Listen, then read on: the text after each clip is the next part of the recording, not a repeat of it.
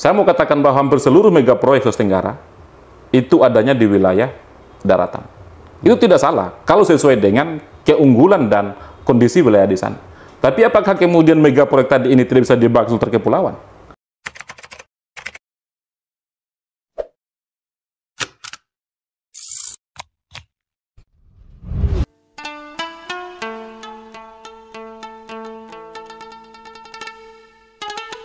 Baik, bismillah, assalamualaikum warahmatullahi wabarakatuh.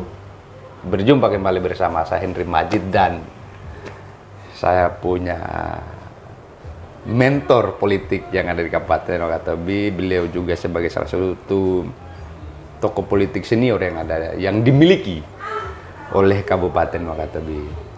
Namanya saya sebut Badalan. Siap. Bagaimana kabar hari ini, Bang? Alhamdulillah baik. Oke, terima kasih. Kami sudah diberikan kesempatan untuk berbincang-bincang dengan Abang terkait dengan beberapa isu yang kita akan kembangkan ke depan, ya, mengenai tahun politik 2024. Siap. Dan sudah 2 periode, Abang, ya? Siap. Ya, alhamdulillah sudah 2 periode. Anggota DPRD di Kabupaten Wakatobi. Kini saatnya Abang maju sebagai anggota DPR di Dapil 4, yang akan juga mungkin itu adalah salah satu ajang pembuktian Abang sebagai calon yang apakah berkualitas di daerah kita ini atau justru sebaliknya tidak berkualitas. Berani mencalonkan diri sebagai calon provinsi di Dapil 4, itu alasannya apa?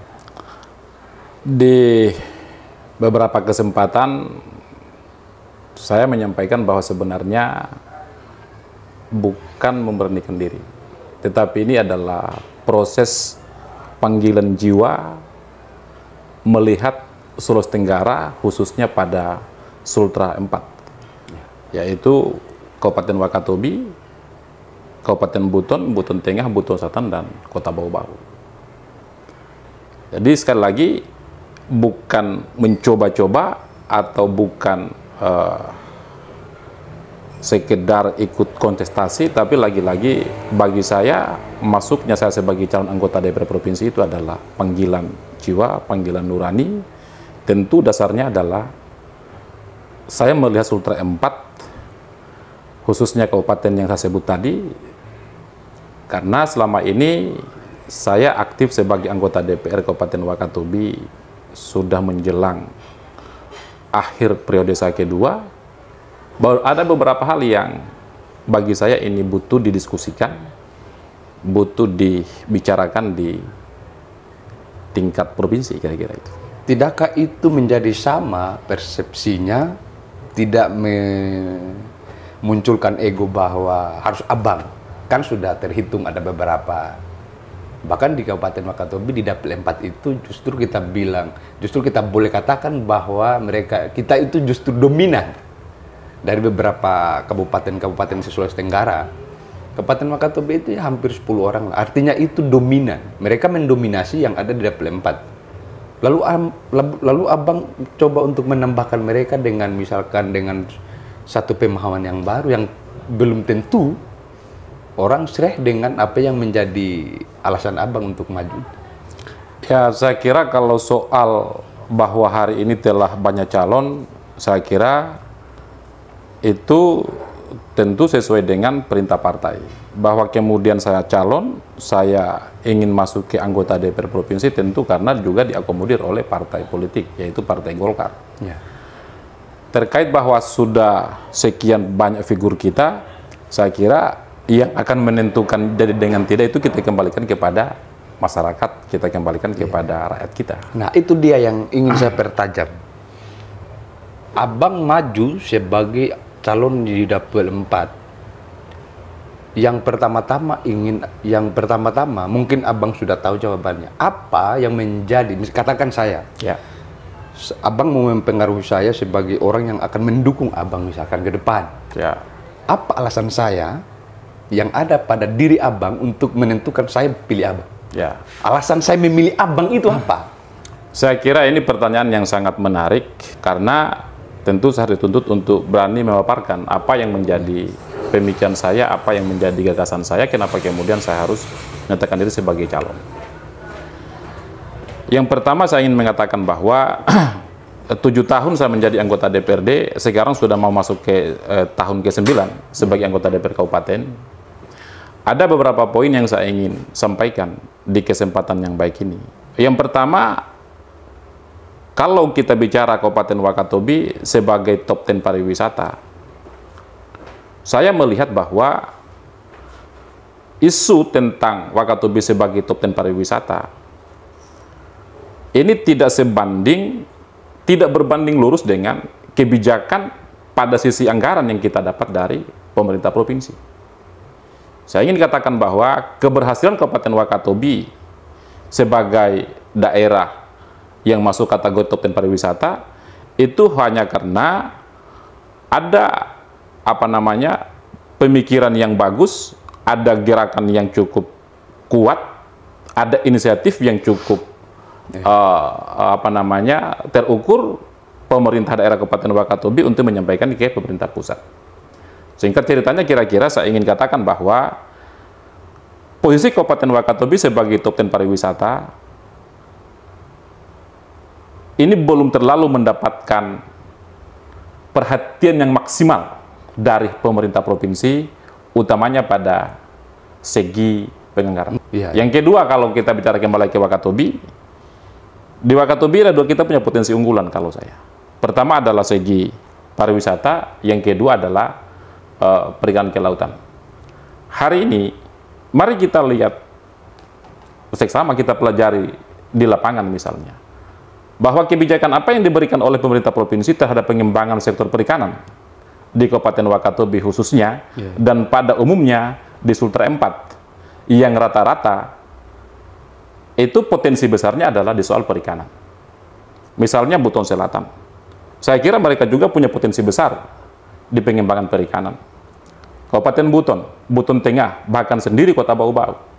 Tetapi kalau kita pada sisi penganggaran, dari kebijakan penganggaran, mohon maaf, saya harus katakan bahwa belum terlalu maksimal anggaran yang bersumber dari APBD pemerintah provinsi dikucurkan untuk pengembangan di sektor perikanan kelautan, utamanya di Sultra 4. Begitu pun sektor pariwisata. Kira-kira itu salah satu alasan. Jadi itu yang dulu sempat diucapkan oleh para utusan kita yang ada di provinsi sekarang ini, bahwa mereka punya komitmen dulu untuk membangun daerah ini berdasarkan apa yang sudah Abang tadi presentasikan, bahwa bilang gitu, si juga bilang begitu, terus ada juga bilang begitu, terus Abang hadir lagi sebagai, dan masih banyak tadi tentunya yang dulu pernah juga mempunyai pikiran seperti itu jauh sebelum mereka terpilih sampai hari ini.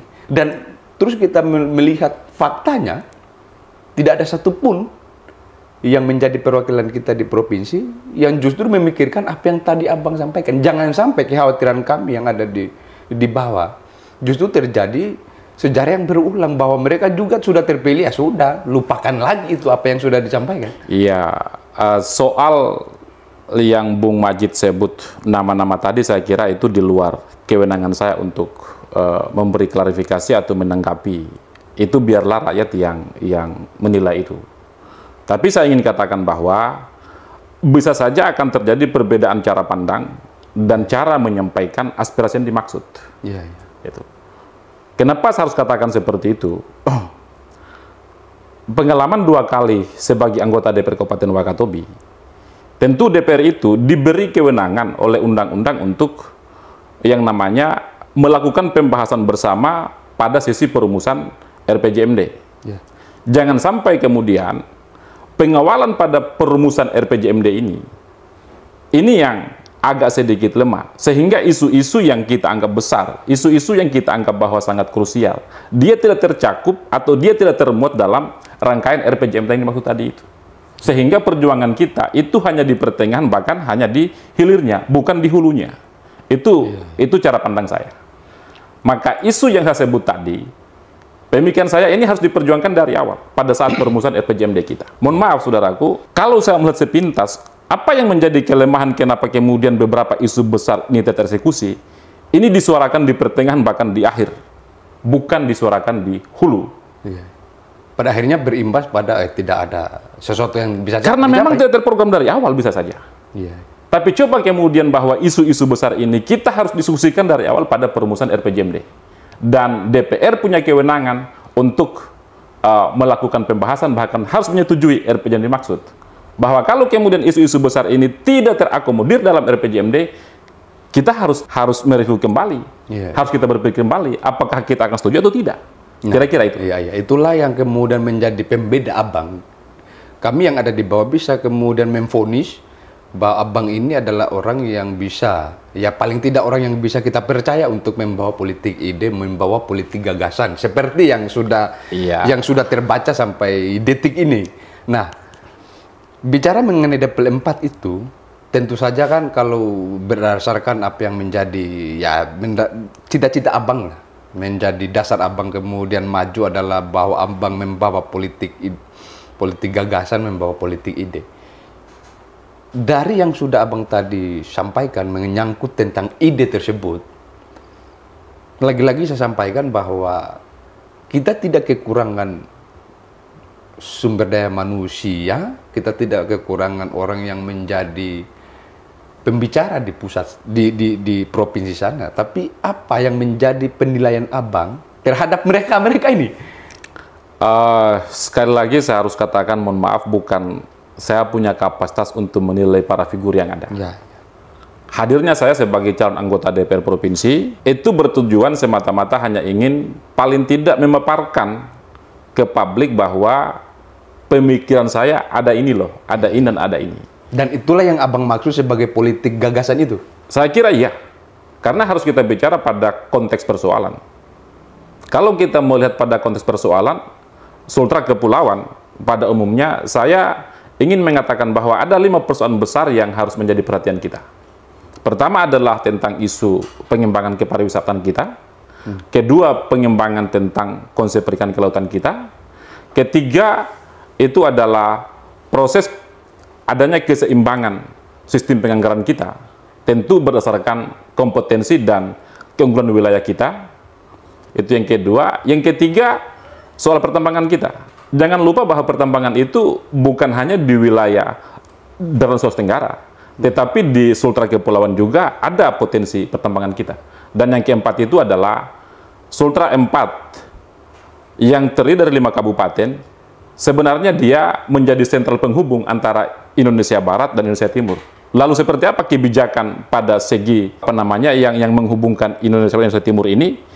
Kita ambil pada sisi pemanfaatan secara ekonomi. Harusnya ini sebuah potensi besar kalau kita betul-betul bisa lirik. Rivalitas Abang nanti yang sudah menjadi petahana sekarang, yang sudah menduduki posisi, karena jangan sampai dibawa, dan itu akan merusak nama Abang sendiri sebagai orang yang, jangan sampai ini hanya menjadi sebagai bumbu-bumbu saja ini.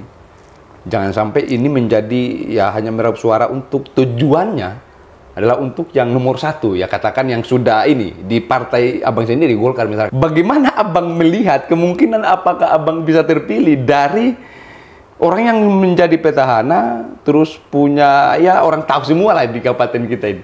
Gimana itu, Bang? Kalau saya memahami konteks itu, saya ingin katakan bahwa satu partai politik, taruhlah kami di Golkar, itu ada 9, ada 10 orang calon.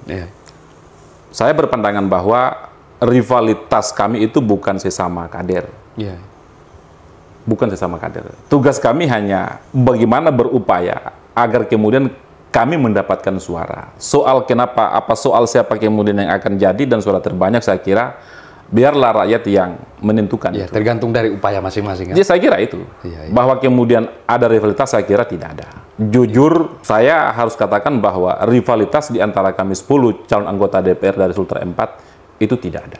Kami hanya dituntut untuk bagaimana Golkar bisa survive, mempertahankan kursi yang ada, bahkan harus bertambah dari 1 menjadi paling tidak 2. Paling tidak 2. Berarti yang menjadi target sekarang ini ya dari pertama 1 kursi ya mungkin tahun ini, tahun 2024 bisa 2 kursi. Oke. Nah sekarang dari semua ini kita ayo coba meruncing kepada pembahasan yang menuju dapil 4 itu. Terkait dengan persoalan-persoalan yang tadi sudah Abang sebutkan dan tidak cukup terwakili suara-suara masyarakat, suara-suara rakyat yang ada di bawah ini, khusus untuk Kabupaten Wakatobi, oke katakan itu clear. Sejauh mana Abang misalkan bisa mengukur bahwa apakah Abang bisa konsentrasi di Kabupaten Wakatobi toh dengan satu permasalahannya, atau bahkan Abang bisa mengetahui misalkan ada Pelempat ini kan terbagi dari beberapa kabupaten, 5 kabupaten dan 5 kabupaten, dan itu juga akan menjadi perhatian Abang, apakah itu bisa mengambil suara dari sana atau justru berangkat dari apakah Abang bisa untuk mampu mempengaruhi orang-orang yang di luar Kabupaten Wakatobi.